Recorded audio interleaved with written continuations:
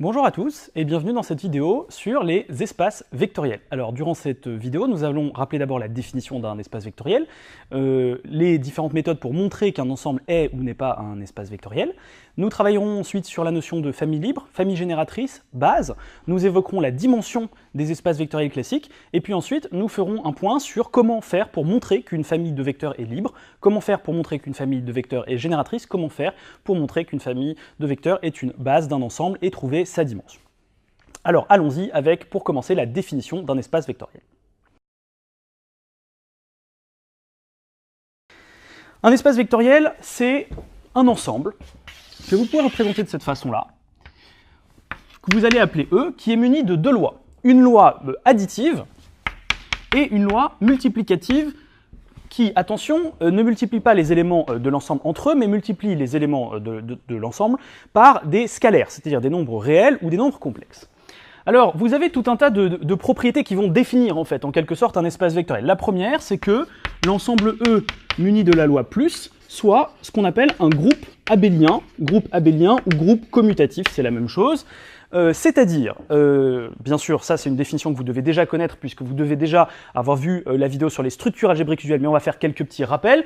La première chose, c'est que cette loi-là est une loi interne, ce qui signifie que vous prenez deux éléments, un élément x ici par exemple et un élément y ici, et que vous les associez pour former un nouvel objet, par exemple x plus y, loi de composition interne qui vérifie ceci, quel que soit x et y appartenant à E, x plus y appartient également à l'ensemble E. Ça, c'est une propriété qui est très importante pour les espaces vectoriels. C'est la première chose, c'est la stabilité pour la loi plus.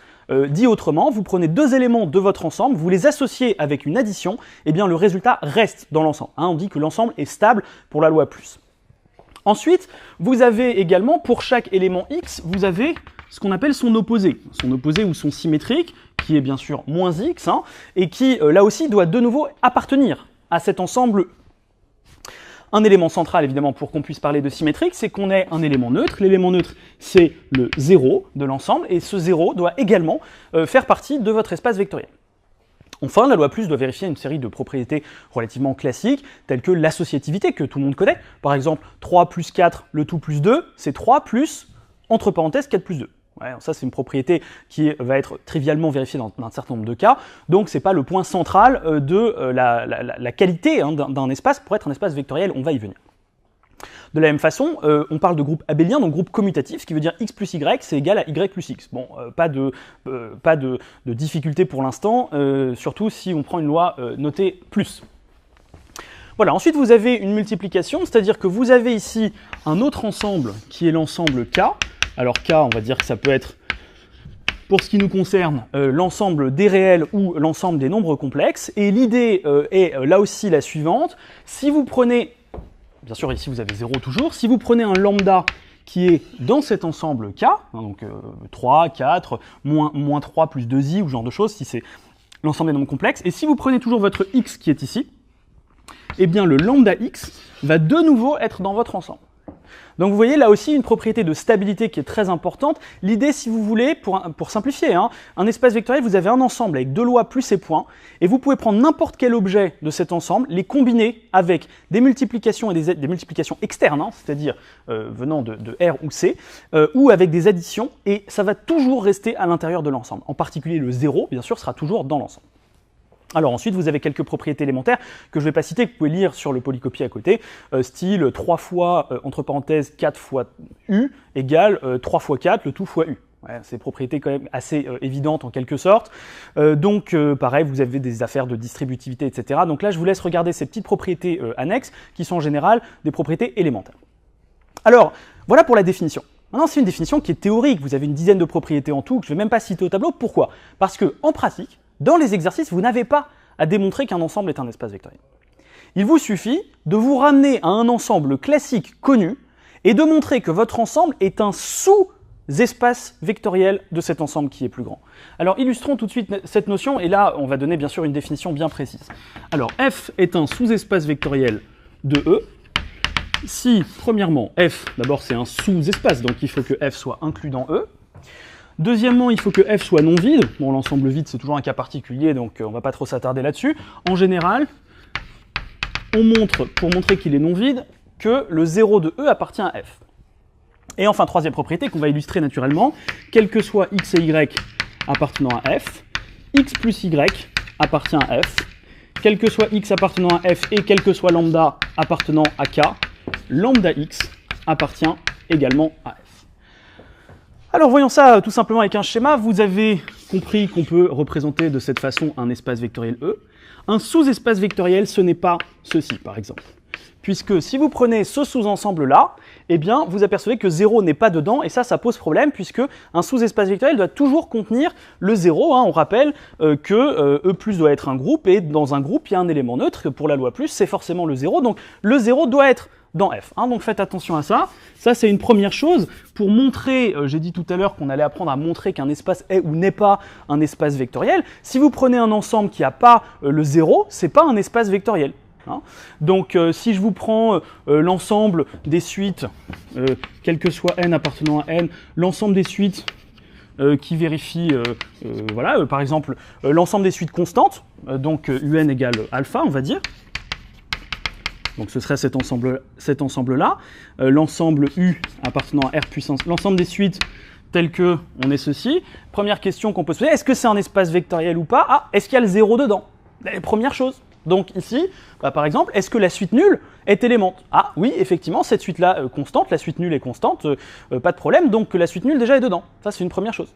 Si vous avez autre chose, par exemple, l'ensemble des polynômes, par exemple, tels que P de 0 égale 4, première chose que vous pouvez vous demander, c'est est-ce que déjà 0 est dedans? Et si je prends le polynôme nul et que j'applique en 0, ça fait 0 évidemment, donc ça fait pas 4. Donc ça veut dire que le polynôme nul n'est pas dans cet ensemble. Si déjà le polynôme nul n'est pas dedans, c'est fichu, c'est pas un espace vectoriel. Donc là déjà c'est une première façon déjà tout de suite de voir qu'un ensemble n'est pas un espace vectoriel, c'est est-ce que l'élément neutre, et quand on parle d'élément neutre, c'est pour l'ensemble en question. Donc là les objets ce sont des polynômes, donc l'élément neutre, l'élément nul, si vous voulez, c'est le polynôme nul. Bon, ok, alors donc ça c'est la première chose. Ensuite, vous devez avoir toujours ces propriétés de stabilité. Alors, réfléchissons un petit peu. Il y a tout un tas de propriétés sur les lois de l'ensemble E, c'est-à-dire sur l'addition, sur cette loi externe. Par exemple, l'associativité. On n'a pas besoin de la revérifier pour F, parce que de toute façon, elle est vraie sur E, l'associativité. Donc à partir du moment où elle est vraie pour tous les éléments de E, F c'est inclus, donc tout ce qui est vrai sur E, ce sera vrai aussi sur F. Donc il n'y a pas de problème là-dessus. C'est pareil pour toutes les petites propriétés élémentaires que je n'ai pas citées tout à l'heure, que vous pouvez encore une fois revoir à côté. Donc l'élément central, c'est toujours la même chose, c'est cette affaire de stabilité. C'est-à-dire que là, pour le coup, si je prends deux éléments de E, x et y, je sais que la somme, par exemple, est dans E, pas de problème. Si je l'applique ici, je prends deux éléments dans F, x et y, ce sont des éléments de F, donc de E. Je sais donc que la somme est dans E, mais si ça se trouve, elle est là. Et si la somme est ici, c'est-à-dire si elle n'est pas dans F, l'ensemble F, c'est plus un espace vectoriel. Donc vous devez quand même vérifier ça, c'est-à-dire que x plus y, et c'est la propriété que vous voyez ici, que x plus y est encore dans F si vous prenez deux éléments qui sont tous les deux dans F. Alors, troisième propriété, c'est la même chose, la stabilité pour la loi point. Donc, c'est-à-dire lambda x et lambda.x. C'est-à-dire, si vous prenez, toujours pareil, votre ensemble K qui est R ou C, vous prenez un lambda, 0 est ici bien sûr, vous prenez un lambda et vous prenez un x qui est dans F, eh bien, lambda fois x, ça doit également se retrouver quelque part dans F, ici par exemple. Alors, on peut, si on le souhaite, résumer ces deux propriétés de la façon suivante. Quel que soit x et y appartenant à F, et quel que soit lambda appartenant à K, lambda x plus y appartient à F. Pourquoi ceci est-il suffisant? Alors, premièrement, si c'est vrai, quel que soit x et y, quel que soit lambda, si vous fixez lambda égale 1, première chose, lambda égale 1, oui, vous obtenez x plus y appartient à F. Donc vous obtenez bien la première proposition. Deuxième chose, si vous fixez y égale 0, vous obtenez la deuxième. Alors, est-ce qu'on a le droit de fixer y égale 0? Oui, si on a bien précisé auparavant que le 0 est un élément de F. Si on ne l'a pas précisé auparavant, alors à ce moment-là, on n'est pas sûr que 0 existe, enfin 0 existe bien sûr, mais est-ce que 0 est dans F? Et à ce moment-là, vous pouvez utiliser quelque chose qui est plus général, qui est quel que soit lambda et mu appartenant à R carré, à K au carré, c'est souvent R, mais bon, on va mettre K, ce qui peut être R ou C, lambda x plus mu y appartient à f. Bien sûr, ça c'est vrai aussi, et ça caractérise également hein, cette affaire de stabilité à la fois pour la loi plus et pour la loi point de votre espace vectoriel. Voilà, mon conseil, c'est très simple, de toute façon, 0 ça doit être dans l'espace, sinon c'est pas un espace vectoriel. Alors tant qu'à faire, quand vous devez montrer que votre ensemble est non vide, bah montrez que le 0 est dedans, c'est plus simple. Et puis comme ça, vous n'avez pas besoin de vous embêter avec le mu supplémentaire, et la proposition qui précède, là, lambda x plus y appartient à f, pour tout lambda et pour tout xy, eh bien, va être suffisante pour montrer que c'est un espace vectoriel. Alors bon, tout ça reste un peu théorique, hein. La notion d'espace vectoriel, tout de suite, pas évident, parce que là, on parle d'ensemble, d'une loi, etc. Donc il faut tout de suite donner quand même quelques exemples des ensembles classiques qui sont des espaces vectoriels, et vous n'avez pas besoin de le prouver. Bien sûr, l'ensemble R, bien sûr, vous avez l'ensemble C, vous avez l'ensemble des polynômes, par exemple, hein, R de x à coefficient réel. Bon, vous pouvez avoir, je vais prendre un exemple un petit peu plus délicat, Rn de x. Pour ceux qui ne le savent pas, c'est l'ensemble des polynômes à coefficient réel de degré inférieur ou égal à n. Pourquoi est-ce un espace vectoriel? Bah, réfléchissons, la loi plus, la loi point, propriété élémentaire, pas de problème. Le polynôme nul existe, il est bien dans l'ensemble, aucun souci.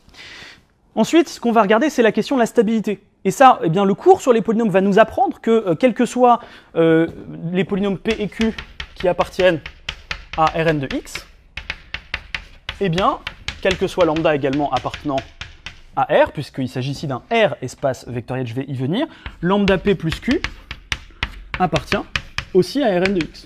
Et oui, c'est vrai. Si deux polynômes sont de degré inférieur ou égal à 4, par exemple, eh bien la somme est aussi de degré plus petit que 4. Pas de problème. Si je multiplie par 3, ça ne va rien changer. Le degré est toujours plus petit que 4.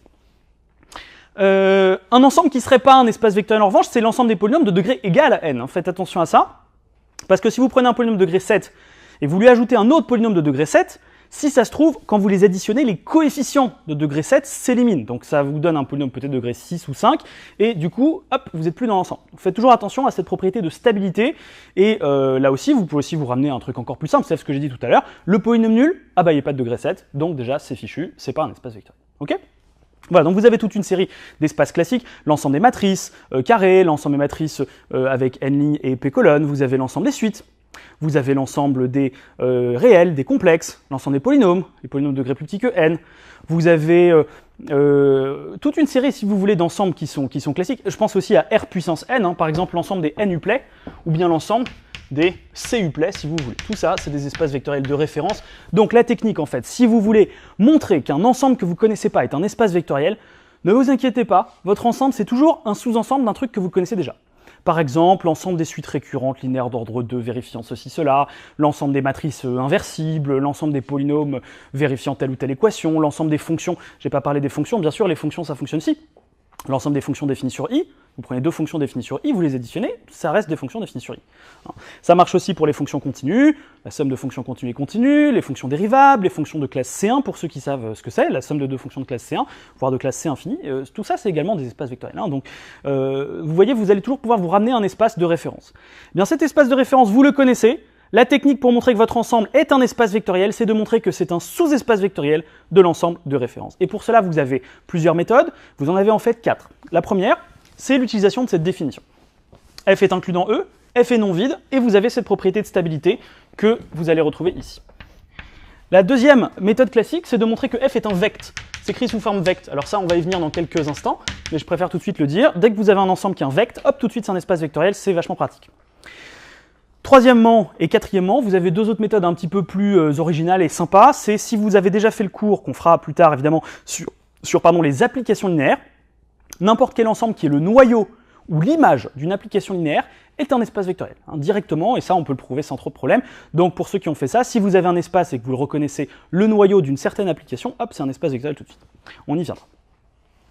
Très bien, alors maintenant qu'on a fait ces définitions, alors vous pouvez déjà vous entraîner bien sûr sur les polycopiés à montrer que quelques ensembles simples sont des espaces vectoriels. Hein. Encore une fois, la méthode pour l'instant, c'est essentiellement d'appliquer cette définition, ça n'a aucun caractère difficile, il faut simplement bien apprendre son cours ici, si on est très rigoureux, très sérieux, on va toujours y arriver, donc ça c'est plutôt une bonne chose. Faites attention quand même aux objets qui rentrent en jeu, parce que x et y, là c'est des éléments de f, donc parfois c'est des fonctions, parfois c'est des suites, parfois c'est des matrices, des polynômes, etc. Donc il faut bien être au clair sur les différents objets, pas se tromper, et sur qu'est-ce que ça veut dire appartenir à f. Voilà, donc cette première partie étant faite, on va passer maintenant à une deuxième partie sur famille libre, famille génératrice et base. Allons-y. Alors pour cette deuxième partie, donc, nous allons aborder la notion de famille libre, famille génératrice, base et dimension. La première chose, c'est la notion de combinaison linéaire qui intervient en permanence dans ces notions-là, qu'il faut qu'on explique. Alors c'est une notion qui est assez simple.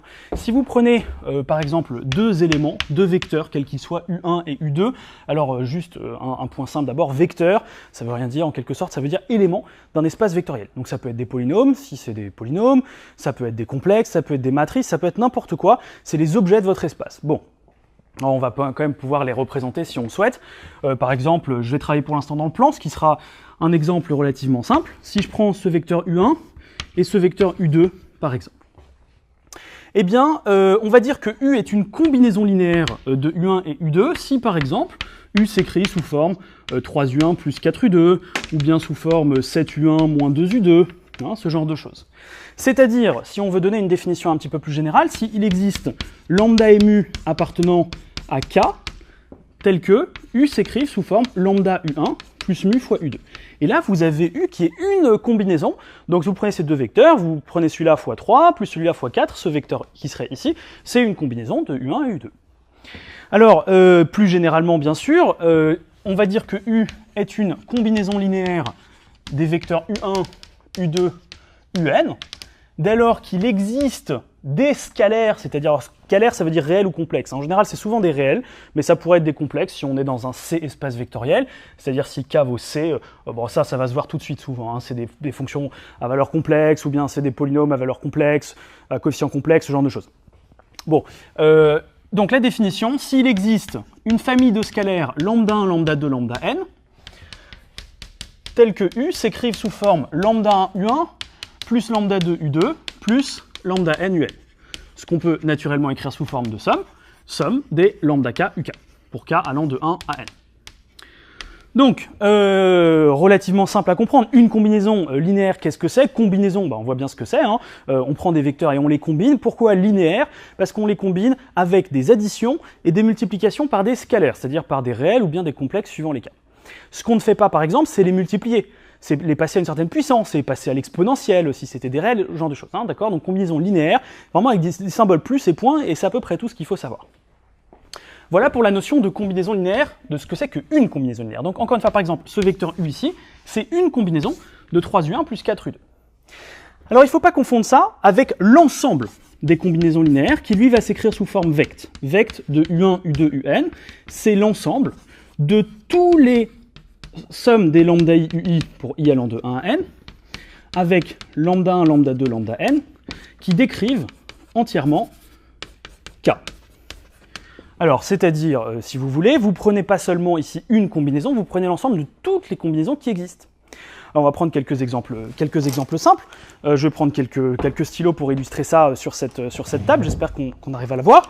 Donc, si vous prenez par exemple ces deux vecteurs ici, et vous prenez un vecteur qui va être ce vecteur-là, par exemple, eh bien, ce vecteur-là, c'est une combinaison de U1, U2, tout simplement. Si maintenant, vous prenez ce vecteur-là, c'est une autre combinaison, etc. Donc maintenant, si vous voulez vous intéresser à vect de U1, U2, qu'est-ce que c'est? Vect de U1, U2, c'est l'ensemble de toutes les combinaisons. Donc par exemple, ce vecteur-là, ça a marché, celui-là aussi, etc. Donc finalement, ça fait cette table, enfin plus précisément, le plan qui serait défini par cette table. Puisque les coefficients, ici, lambda 1, lambda 2, lambda n, vous pouvez les prendre absolument quelconque. Donc il peut être très grand, il peut être très petit, il peut être absolument quelconque. On arrive à partir de là à quelques propriétés sur les vects. On va y réfléchir. La première propriété que vous avez, c'est que vect de...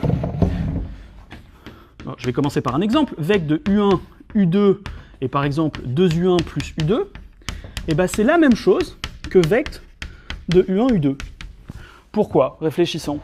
Qu'est-ce que je peux fabriquer à partir de ces deux vecteurs U1, U2? La table en entier. Si maintenant, au lieu de prendre vect de U1, U2, je prends vect de U1, U2 et ce vecteur-là, qui par exemple vaut, allez, on va dire 0,8 U1 plus 0,7 U2. Bref, ça, c'est déjà une combinaison des autres. Et ben, ça va pas vraiment m'aider. En quelque sorte, si je peux prendre une combinaison du vecteur noir, une combinaison du vecteur rouge, une combinaison du vecteur vert, je vais toujours être sur cette table, quoi qu'il arrive. Ce vecteur-là, il m'apporte rien, en quelque sorte. Ah, s'il n'était pas dans la table, s'il était ici, là, ça m'apporterait autre chose. On va le voir, on va y venir.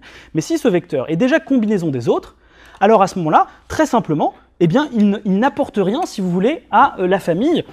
Donc, ce qu'on peut fabriquer à partir de ça, ça et ça, c'est la même chose que ce qu'on peut fabriquer à partir de U1 et U2. Ok, je vais vous donner un exemple. vous savez que, par exemple, si vous voulez faire de la photo, de la vidéo, ce que vous voulez, vous avez des couleurs, par exemple rouge, vert, bleu, qui vont être vos couleurs standards. On va dire qu'à partir du rouge, du vert et du bleu, vous pouvez fabriquer n'importe quelle couleur, okay, avec des plus, des moins, etc. On va supposer que vous pouvez retirer des couleurs, etc. Donc ça fait l'ensemble des couleurs.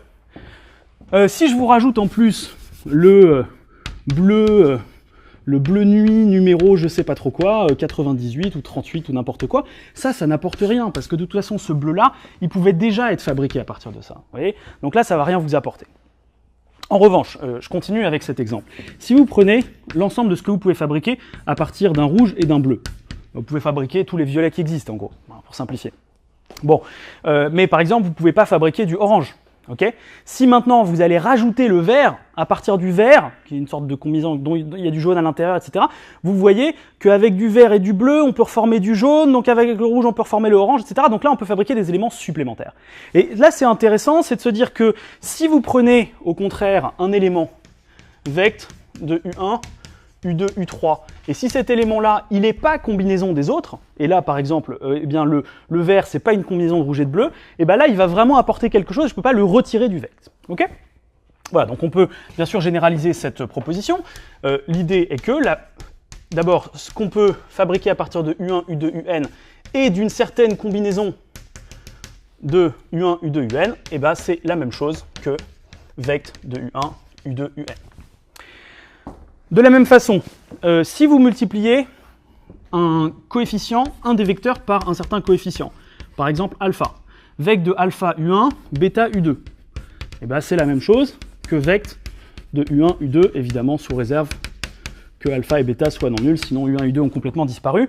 Donc pourquoi ? Parce que ce qu'on peut fabriquer à partir de 3 fois U1 par exemple, bah, on peut le fabriquer à partir de U1 et réciproquement, il suffit de rajouter un facteur 1 tiers, et on peut le faire, puisque à chaque fois qu'on prend un lambda, on reste à l'intérieur de l'ensemble. Et vect, c'est l'ensemble de toutes les combinaisons linéaires. Donc si ça nous amuse de compenser un 3 par un 1 tiers, on peut tout à fait le faire, donc ça pose aucun problème. Alors la troisième propriété, c'est que si vous prenez une combinaison de U1, U2, d'une part, et d'un vecteur qui s'écrirait 2U1 plus 3U2 moins U3, eh bien là, vous l'avez deviné, c'est vect de U1, U2, U3. Pourquoi ? Parce que ce vecteur, il va vous apporter une nouvelle composante, qui est la composante U3, et à chaque fois que vous multipliez par une certaine quantité, par exemple par 7, vous obtenez automatiquement moins 7U3, c'est peut-être ce que vous vouliez, mais vous obtenez du 14U1, du 21U2, mais ça, vous pouvez le compenser en ajoutant ou en retranchant des fractions de U1 et de U2. Encore une fois, je vous rappelle, le vect, c'est l'ensemble de toutes les combinaisons linéaires, donc ces lambda, vous pouvez les faire varier absolument comme vous voulez. Et donc, à ce moment-là, ceci est égal à vect de U1, U2, U3. Donc, ce qu'on est en train de dire ici, c'est que, de façon plus générale, vect de U1, U2, UN, et d'un élément qui s'écrirait somme des lambda I, UI, pour I allant de 1 jusqu'à N plus 1, sous réserve de la non-nullité du dernier coefficient, c'est comme vect de U1, U2, UN plus 1. Hein. C'est-à-dire ici, ce dernier vecteur, encore une fois, c'est une combinaison de U1, U2, UN, et ça apporte aussi une composante non nulle, on l'a vu ici, de UN plus 1, donc ça va rajouter ce vecteur-là. Voilà, et puis enfin, vous avez une dernière propriété sur ces vects, avant qu'on passe à la notion de famille génératrice, c'est que vect de U1, U2, U3, c'est la même chose, par exemple, que vect de U2, U3, U1. Bon, ça, c'est pas du tout une surprise, puisqu'on sait, et c'est dans la définition des espaces vectoriels, que la loi plus est commutative, et comme elle est commutative, du coup, U1 plus U2 ou U2 plus 1, c'est la même chose, donc à partir de là, vous pouvez, en quelque sorte, mettre les éléments à l'intérieur de votre vecteur dans n'importe quel ensemble, dans n'importe quel ordre. À savoir, je l'ai dit tout à l'heure, mais je le répète maintenant puisqu'on a vu ce que c'est maintenant, le vect est un espace vectoriel. Et oui, on peut le vérifier. Comment est-ce qu'on pourrait faire pour montrer que ça, c'est un espace vectoriel ? Bon, imaginons que U1, U2, UN, ce sont des éléments de E, espace vectoriel E initialement. Eh bien, cet ensemble-là sera un sous-espace vectoriel de E. Pourquoi ? D'abord, une combinaison d'éléments de E, ça reste dans E. Ça fait partie de la définition d'un espace vectoriel E. Donc, on est bien, ce vect, il est bien inclus dans E. Il est non vide parce que le 0 est toujours dans un vect. Hein. Pourquoi ? Le 0, eh bien, c'est une combinaison linéaire très simple, triviale, la combinaison linéaire nulle, mais elle est dans le vect également. Et puis, bien sûr, la somme de deux combinaisons linéaires est aussi une combinaison linéaire. Donc, vous voyez, pareil, si vous multipliez par une constante. Donc, on a bien cette propriété de stabilité, on a bien l'élément nul qui appartient, et on a bien l'inclusion dans un espace vectoriel de référence. Donc là, c'est vachement pratique. Dès que vous avez un ensemble qui est, que vous identifiez comme un vect, vous pouvez tout de suite le voir comme un espace vectoriel. Je vais tout de suite donner un exemple. Certains ont peut-être déjà fait les matrices, sinon c'est très simple, une matrice c'est un tableau avec des nombres à l'intérieur. Si je prends l'ensemble de toutes les matrices qui s'écrivent comme ceci par exemple, et si je souhaite montrer que c'est un espace vectoriel, je peux remarquer que cet ensemble s'écrit sous forme A multiplié par 1, 0, 0, 1, plus B, facteur de 0, 1, 1, 0, avec A et B qui sont absolument quelconques dans R. Et donc, cet ensemble, qu'est-ce que c'est? C'est l'ensemble de toutes les combinaisons linéaires de ces deux matrices. Volontairement, je prends des objets qui ne sont pas forcément très classiques, pas que des triplets ou des couples. Ici, on va prendre des matrices. Eh bien, vous avez l'ensemble des A fois U1, si vous voulez, plus B fois U2, avec U1, U2 qui sont dans l'espace vectoriel, en l'occurrence des matrices carrées. Et A et B décrivent R en entier. Et donc, ceci est tout simplement vect de ces deux vecteurs U1, U2, qu'on peut réécrire bien sûr matriciellement si on le souhaite. Et donc directement, sans avoir besoin de revenir à la définition, eh bien ici, ceci est un espace vectoriel directement. Vous voyez, ça peut être assez pratique dans les exercices pour gagner du temps, et en plus tout de suite trouver, on va y venir, une famille génératrice et une base. Voilà, donc ceci étant fait, à partir du moment où on a défini ce que c'est que des combinaisons linéaires, on va pouvoir travailler avec la notion de famille génératrice, et pour ça on va revenir sur notre table, et on va retravailler avec nos fameux stylos, et essayer de comprendre ce qui génère cette table. Et ensuite, on va essayer de générer un plan. Alors, allons-y. Si vous prenez un vecteur, ça génère une droite. Pourquoi? Parce que si vous prenez ce vecteur U1 non nul, bien sûr, eh bien, vous le multipliez par 3, par 4, par 5, par moins 2, moins 3, moins 4, vous allez former l'ensemble de la droite. Et donc, vect de U1, ça va former une droite. D'ailleurs, ça s'appelle une droite vectorielle, c'est-à-dire que là, on est dans le plan ou dans l'espace, si vous voulez, donc on voit bien l'idée d'une droite, mais ça pourrait très bien être un certain polynôme qu'on multiplie par, représenté comme ceci, et puis multiplié par 2, ce serait ici, par 3, ce serait ici, etc. Donc on appelle ça une droite vectorielle, d'ailleurs, donc ça, c'est un mot de vocabulaire qui peut être intéressant. Pour générer cette table, pour générer le plan, vous voyez bien qu'un seul vecteur, ça ne va pas suffire. Un vecteur, ça va vous générer une droite. Si j'en prends un deuxième, là, tout dépend de ce qui se passe. Si je prends par exemple le même, ou bien deux fois ce premier vecteur, ça va générer toujours une droite. Pourquoi? Parce que ces deux vecteurs, en quelque sorte, ils sont liés. On va venir à la notion de famille liée après. On voit que si la famille est liée, c'est-à-dire que là, pour l'instant, s'ils sont égaux, ou bien, on va revenir après sur la définition, bien sûr, ou bien si le deuxième, c'est 3 fois le premier autre, bah, ça ne marche pas. Si en revanche, la famille est dite libre, c'est-à-dire que les deux vecteurs ne dépendent pas du tout l'un de l'autre, alors à ce moment-là, déjà, à partir de ces deux vecteurs, vous pouvez former la table en entier. On dit que cette famille-là est une famille génératrice de cette table. Ajoutons un troisième vecteur, et même un quatrième vecteur. Voilà, on a maintenant 4 vecteurs. Est-ce que cette famille est génératrice de la table? La question revient à se dire, est-ce qu'à partir de ces 4 vecteurs, je peux générer toute la table? Eh bien la réponse, bien sûr, oui. Je prends ce point qui est ici, j'ai tout à fait le droit d'arriver à ce point en passant par le vecteur bleu, le vecteur vert, le vecteur rouge. Par exemple, je vais prendre 3 fois celui-là, je vais retirer un peu de vert, je vais rajouter un peu de rouge. Ou alors, autre façon de faire, je vais partir d'ici, je vais rajouter un peu de vert, et j'y arrive. Je peux faire tout un tas de combinaisons, et d'ailleurs on voit que la combinaison qui permet d'arriver ici n'est pas forcément unique. Il peut exister peut-être plusieurs combinaisons. Alors maintenant, on se dit, mais dans le fond, est-ce que c'est vraiment utile d'utiliser ces 4 vecteurs pour générer cette table? Parce que dans le fond, on n'a pas forcément besoin de 4 vecteurs, et vous sentez bien, en quelque sorte, que vous avez besoin que de 2 vecteurs pour générer un plan. C'est logique. À partir du moment où vous avez 2 vecteurs comme ceci, eh bien vous pouvez générer n'importe quel point. Et donc, en quelque sorte, ces vecteurs-là, ils sont en quelque sorte superflus, si vous voulez. Alors, on va arriver à la notion de base d'un espace. C'est-à-dire que je vais prendre une famille génératrice comme ceci, et je vais retirer, au fur et à mesure, les vecteurs qui ne servent à rien. Quels sont les vecteurs qui ne servent à rien? On l'a vu, ce sont les vecteurs qui s'écrivent, qui sont eux-mêmes combinaisons des autres. Par exemple, celui-ci, c'est déjà une combinaison des deux autres. Et donc, il ne sert à rien dans le vect. Et j'arrive à ce moment-là, plus qu'à 2 vecteurs, et je peux faire tout ce que je veux, n'importe quel couple de vecteurs qui sont non collinaires en l'occurrence, et ça va toujours me générer le plan. Donc on s'aperçoit que le plan, il se génère à partir de 2 vecteurs. Et bien ce nombre 2, on va l'appeler la dimension de cet espace vectoriel.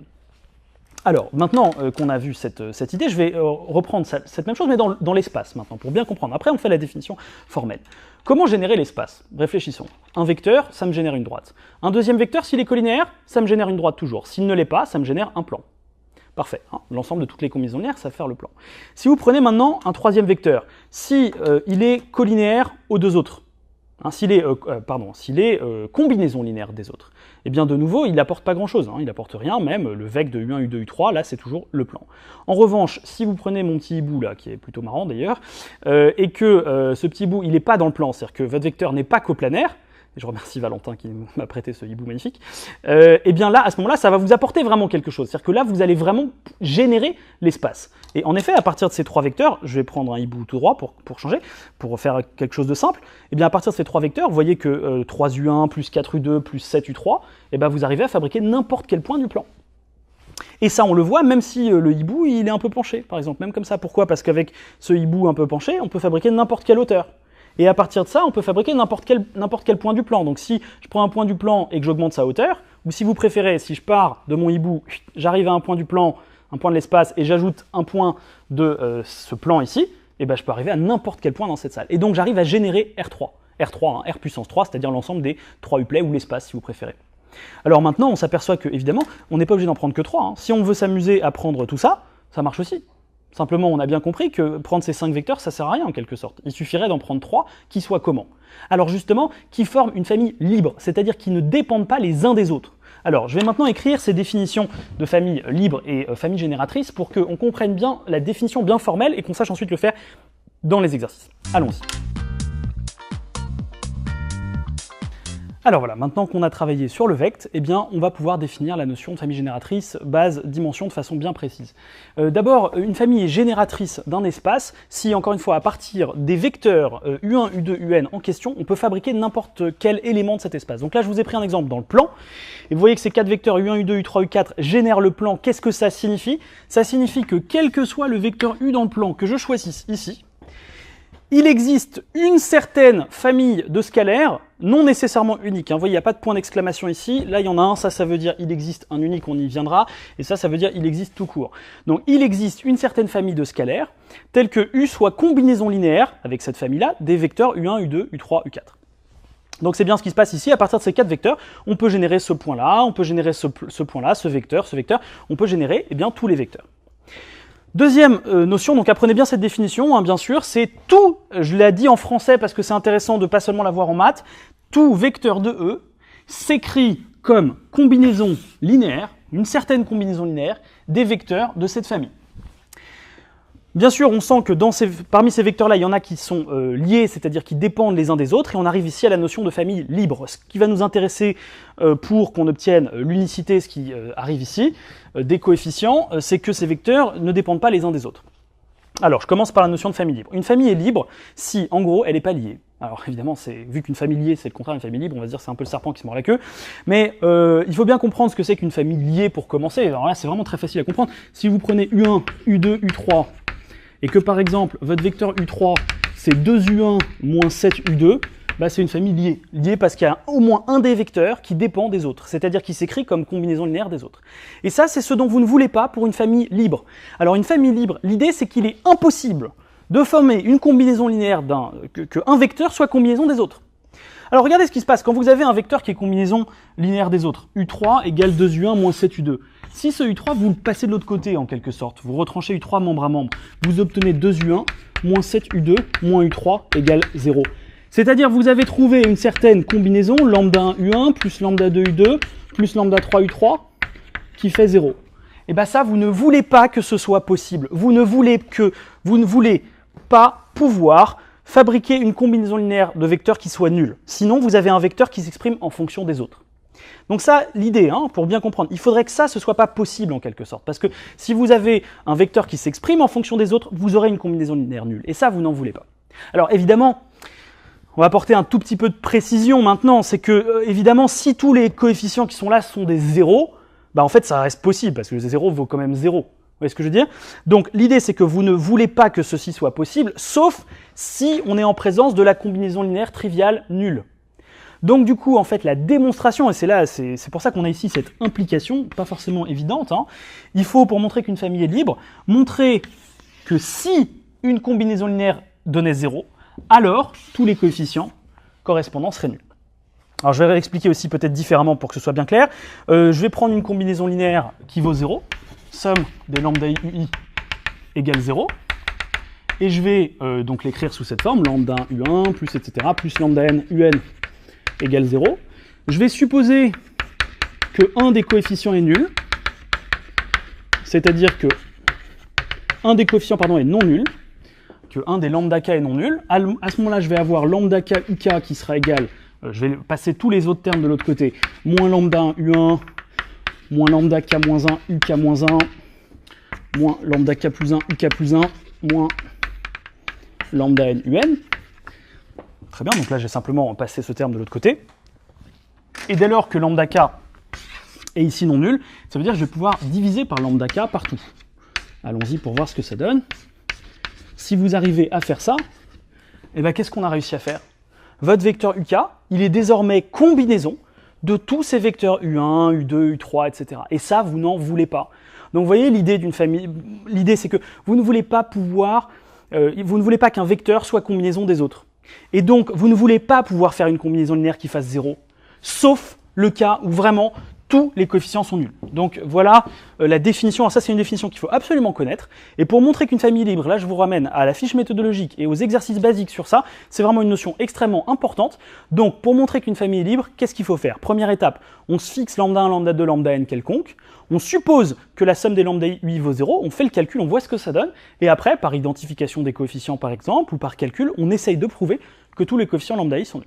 Alors c'est pas très difficile, vous pouvez le faire avec des petits exemples, avec dans R2, dans R3, ce genre de choses. Je vais pas le faire au tableau ici, parce que là je crois que c'est vraiment quelque chose que vous pouvez faire avec la fiche méthode, le cours et les exercices avec leurs corrections. Mais voilà l'idée. Et enfin, maintenant, j'arrive à la notion de base. Alors quelle est la différence entre une base et une famille génératrice? C'est qu'on a retiré en fait, de notre famille génératrice, tous les éléments qui étaient inutiles. Alors je vais en terminer par là avec ces stylos, mais toujours cette même idée, c'est que si j'en ai 5 qui formaient une famille génératrice comme tout à l'heure, et que je retire maintenant les vecteurs qui sont inutiles, ces deux-là par exemple, j'obtiens une base. J'obtiens une base, et cette fois-ci, si vous prenez un vecteur du plan, un vecteur de l'espace, la combinaison qui permet d'arriver à ce vecteur-là est maintenant unique. Par exemple, si je prends le point qui est ici, il y a une et une seule façon d'arriver à ce point-là. Il faut absolument monter avec mon petit hibou jusqu'ici, hein, et puis ensuite, il faut absolument arriver à faire ce vecteur du plan. Ce vecteur du plan, eh bien, je peux le fabriquer, hop, avec une combinaison bien précise de ces vecteurs-là. C'est pour ça, si vous voulez, que lorsque vous avez une famille qui est à la fois libre et génératrice, et c'est bien ce qui se passe, hein, on a une famille génératrice au départ, on a retiré les vecteurs inutiles, et maintenant, les éléments ne dépendent pas les uns des autres. J'ai une famille qui est à la fois génératrice et libre. Ça, c'est une technique possible pour montrer qu'une famille est une base. Ça s'appelle une base d'un espace vectoriel. Et cette fois-ci, la différence par rapport à tout à l'heure, c'est que la combinaison linéaire est unique. Donc, j'illustre ça avec un schéma extrêmement simple. Il y a bien sûr une infinité de bases pour un espace vectoriel de dimension finie qui a une base. Eh bien, je vais prendre une base très simple, cette base que tout le monde connaît, qui est la base U1, U2, la base la plus simple possible. Eh bien, ce vecteur U s'écrit, on le voit de façon unique, sous forme A fois U1 plus B fois U2. Ok ? Alors, base la plus simple possible, on appelle ça la base canonique. Le canon, chez les Grecs, c'est ce qui est beau, c'est ce qui est simple, ce qui est voilà, une sorte de norme en quelque sorte. Hein. Donc, la base canonique, c'est pas vous qui définissez, hein, c'est pas vous qui allez définir ce qui est beau, ce qui est pas beau, on va pas faire un cours de philo. Hein. Mais l'idée, c'est que vous avez des bases qui peuvent être relativement compliquées ou des bases qui sont très simples. Donc, ce qu'on appelle la base canonique de R2, c'est la base classique IJ, si vous voulez, c'est-à-dire 1, 0, 0, 1. La base canonique de R3, c'est 1, 0, 0, 0, 1, 0, 0, 0, 1. Voilà, c'est-à-dire la base la plus simple. Si on veut changer un peu de thème, si on part sur des polynômes, eh ben la base canonique de l'ensemble des polynômes de degré inférieur ou égal à n, Rn de x, alors je vous rappelle ce que c'est que Rn de x, c'est la somme des lambda k xk, hein, pour k allant de 0 à n, avec lambda k, une famille de scalaires, en l'occurrence de réels, puisque j'ai travaillé dans un ensemble de polynômes à coefficients réels, eh bien, je m'aperçois que ça s'écrit sous forme ensemble des lambda 0 fois 1, plus lambda 1 fois x, plus lambda n fois x puissance n, avec toujours ces lambda qui varient. Et donc, 1, x, x2, x puissance n, qui sont les vecteurs, vous voyez, que vous voyez apparaître ici, ça ce sont les vecteurs, c'est-à-dire les éléments de votre ensemble, ça va former la base la plus simple, celle-là aussi, elle s'appelle base canonique pour les espaces vectoriels. Alors, on a presque fini maintenant sur ce cours. On fera un autre cours sur la notion de somme et somme directe un peu plus tard. Il nous reste à parler simplement de la notion de dimension d'un espace vectoriel. Alors, ça c'est vraiment un truc très important. Vous avez d'abord une définition formelle. Un ensemble de dimension 5, par exemple, c'est un ensemble qui admet pour base une famille de 5 vecteurs. Et on a vu tout à l'heure que, quelle que soit la base qu'on choisit, le nombre de vecteurs, c'est toujours le même. Je vais reprendre dernière fois cet exemple. Si vous partez de 2 vecteurs, vous n'arriverez jamais à faire l'espace. Impossible. Si vous partez de 4 vecteurs, à l'inverse, essayons de former une famille libre de 4 vecteurs dans l'espace, bonne chance. Premier vecteur, non nul, paf, ça vous forme tout de suite une droite. Ça génère une droite. Le deuxième génère tout de suite un plan dès lors qu'il n'est pas collinaire au premier. Et le troisième, s'il n'est pas coplanaire, je reprends encore mon hibou, et bien hop, ça génère l'espace en entier. Et donc si j'en prends un quatrième, et bien forcément il sera combinaison linéaire des autres. Et là on arrive à quelque chose de très fort, c'est que plutôt que de montrer qu'une famille est génératrice et libre, pour montrer que c'est une base, vous pouvez, si vous connaissez déjà la dimension de l'espace, et là on comprend bien que la dimension de l'espace c'est 3, parce que dès que j'essaie de former une base, j'arrive toujours à 3 vecteurs, et bien il me suffit de former une famille libre de 3 vecteurs. Et ça formera automatiquement l'espace. Je le refais une dernière fois. Premier vecteur, ça me forme une droite. Le deuxième, un plan. Et le troisième, s'il est non collinaire ou non coplanaire en l'occurrence, s'il n'est pas combinaison linéaire des autres, eh bien ça va me former automatiquement l'espace. Vous voyez ? Donc à partir du moment où j'ai une famille de 3 vecteurs libres dans R3, ça forme automatiquement une base de R3. De la même façon, si vous avez une famille génératrice, pour l'espace, elle comporte cette fois-ci au minimum 3 vecteurs. Parce qu'à partir de 3 vecteurs, à partir de 2 vecteurs, on ne générera jamais l'espace. Donc j'en prends par exemple 3, et après il peut y en avoir peut-être 4, peut-être 5, etc. Bon, donc vous avez une propriété maintenant qui est très intéressante et qu'on va lire ensemble plutôt que de la réécrire au tableau sur votre polycopier. Donc on est au paragraphe caractérisation d'une famille de vecteurs. Si vous prenez un espace vectoriel de dimension n et une famille de p vecteurs de E, donc je prends un espace de dimension 3 par exemple, vous avez une première propriété qui vous dit que si la famille U1, U2, UN, UP est libre, alors P est plus petit que N. On est en train de dire, dans l'espace, si je veux former une famille libre, c'est impossible de faire 4 vecteurs. Donc déjà, c'est peut-être 1, peut-être 2, peut-être 3, mais pas plus. Et deuxième propriété super intéressante, c'est que à partir du moment où la dimension de l'espace c'est 3, dès qu'on a 3 vecteurs libres, ça suffit. Donc là, on appelle ça une famille libre et maximale. Donc je résume, une fois qu'on a essayé de comprendre cette notion, c'est une notion qui n'est pas forcément facile, hein, donc je veux dire, si on met un petit peu de temps à comprendre tout ça, c'est complètement normal. Hein. Ça reste théorique, etc. Mais en gros, dans un espace de dimension 3, toutes les familles libres ont au maximum 3 vecteurs, et dès que vous atteignez 3, c'est une base. Et inversement, si vous voulez générer un espace 3, c'est ici, de dimension 3, vous ne pouvez pas prendre 1 ou 2 vecteurs, c'est pas possible. Il faut qu'il y ait au moins 3 vecteurs, peut-être 4, peut-être 5. Mais s'il y a 5 vecteurs, vous savez qu'il y en a qui servent à rien, vous redescendez à 4, vous redescendez à 3, et là, une fois que vous avez vos 3 vecteurs, vous ne pouvez plus en enlever. C'est une famille génératrice et minimale. Vous essayez d'en enlever un, baf, ça vous fait un plan. Vous voyez ? Donc là, donc on résume en disant les choses de la façon suivante. Pour montrer qu'une famille est une base, on a déjà maintenant 3 méthodes. Première méthode, famille libre et génératrice, à démontrer. Deuxième méthode, directement montrer que tout vecteur s'écrit de façon unique comme combinaison linéaire de ces vecteurs-là. Et troisième méthode maintenant, montrer, si on connaît déjà la dimension de l'espace, que la famille en question est une famille libre et maximale, ou bien une famille génératrice et minimale. Voilà, donc là ça vous permet déjà de bien commencer ce cours, à travailler sur ce chapitre espace vectoriel. Évidemment on aura aussi l'occasion, j'espère, de se voir ensemble pour pouvoir compléter, répondre à vos différentes questions sur cette notion de famille libre, famille génératrice, base et dimension, d'aller éventuellement un petit peu plus loin avec ensuite le théorème de la base incomplète, des choses un petit peu plus techniques, mais je pense que là déjà pour une première approche, c'est déjà une bonne première approche de ce cours. Il faut évidemment que vous complétiez ça en travaillant vraiment sur des exos. Donc faites des exos de base, comment montrer qu'une famille est libre, comment montrer qu'une famille est génératrice, comment montrer qu'une famille est une base, et puis ensuite vous pourrez simplement pour allez, je vais quand même le donner le théorème de la base incomplète une toute dernière fois, et c'est le théorème un peu difficile de ce cours, mais pas si difficile à comprendre. J'en termine par là. Si vous prenez une famille qui est libre, de P vecteurs dans un espace de dimension n, il est possible de la compléter pour former une base. Alors voilà l'idée. Vous prenez par exemple deux vecteurs de l'espace qui forment une famille libre, donc non collinéaire, je peux prendre un peu n'importe quoi, ça par exemple, et ben je peux toujours compléter pour que ça forme une base. Voilà l'idée. Il y a même une version un peu plus forte qu'on utilise un peu plus rarement, qui est la suivante. Si j'ai une certaine base qui est ici, et si j'ai de l'autre côté, attention ça devient sportif, deux vecteurs, par exemple ici, qui ne sont pas collinéaires, donc deux vecteurs qui forment ici, dans cet exemple, une famille libre, il est possible de compléter cette famille de P vecteurs, ici P vaut 2, pour former une base de mon espace à partir de cette autre base qui est ici. C'est un peu compliqué, mais vous avez une base E1, E2, 3 ici, qui est une base de votre espace. Là, vous avez une famille génératrice U1, U2, et ben vous pouvez compléter toujours cette famille avec des vecteurs spécifiquement de cette base-là. Okay, donc voilà, bon, c'est un théorème qu'on utilise vraiment dans des démonstrations un petit peu plus délicates. On aura l'occasion d'ailleurs de l'utiliser dans une démonstration pour le cours espace application linéaire. Donc voilà, je vous invite donc encore une fois à bien reprendre ce cours. N'hésitez pas surtout à nous contacter si vous avez la moindre question. Encore une fois, ces notions sont toujours un petit peu délicates, donc profitez de l'aide qu'on vous offre pour vous dire voilà, alors j'ai bien compris la notion de famille libre et base, par contre famille génératrice j'ai pas très bien compris, est-ce que tu peux me réexpliquer? On vous réexpliquera ça tranquillement et je vous souhaite à tous bon travail. C'est un chapitre qui est central. Donc attention, si vous voulez réussir en algèbre, il faut que vous travaillez, et vous travaillez beaucoup sur des exercices basiques. Plus vous allez travailler et apprendre bien votre cours, plus vous allez réussir les exos, parce que c'est toujours les mêmes exercices. C'est pas du tout comme dans l'analyse, les fonctions, les suites, etc., où là, il y a beaucoup d'intuition. Ici, il n'y a aucune intuition, on connaît très bien son cours, ses méthodes, on fait les exos de base et on y arrive. Voilà, et je vous souhaite à toutes et à tous un très bon travail. À bientôt.